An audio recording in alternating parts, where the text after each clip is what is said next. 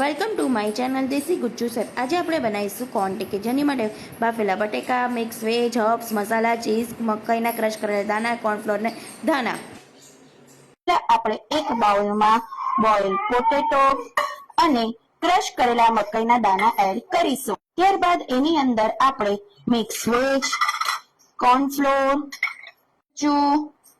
Slide હળદર, 1 ચમચી ગરમ મસાલો,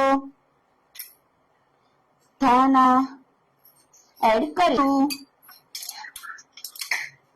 chilli flakes, oregano, pizza herb and cheese add કરીશું। અહીંયા બધું એડ કરી દીધું છે। હવે એને બરાબર આપણે મિક્સ કરી દઈશું। અહીંયા આપણું પૂરણ બરાબર મિક્સ થઈ ગયું છે। હવે આપણે એને નાની નાની ટિક્કી વાળી દઈશું।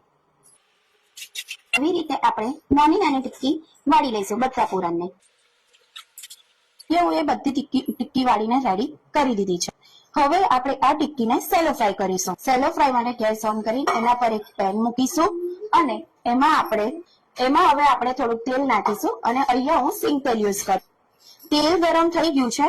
આપણે હવે એમાં એક એક કરીને બધી ટિક્કી મૂકી દઈશું।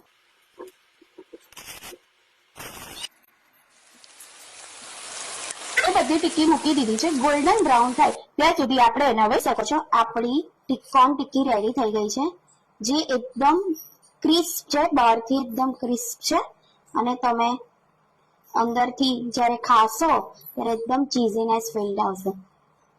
આ છે આપણી કોર્ન ટિક્કી રેડી। હવે આપણે એને એક સર્વિંગ પ્લેટ લઈ લીધી છે। અહીંયા મેં રેડ ચટણીને આવી રીતે બ્રશથી પહેલેથી સ્પ્રેડ કરી દીધી છે।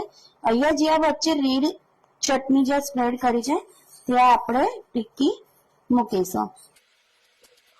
રીતે ટિક્કી મૂકી દીધી છે। હવે આપણે એના પર ગ્રીન ચટણી, મેયોનીઝ,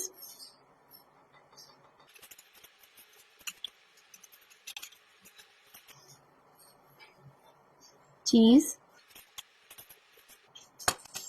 ધાણાથી સર્વ કરીશું। આ રેડી છે આપણો કોર્ન ટિક્કી ચાટ, જે તમે જોઈ શકો છો કેટલો સરસ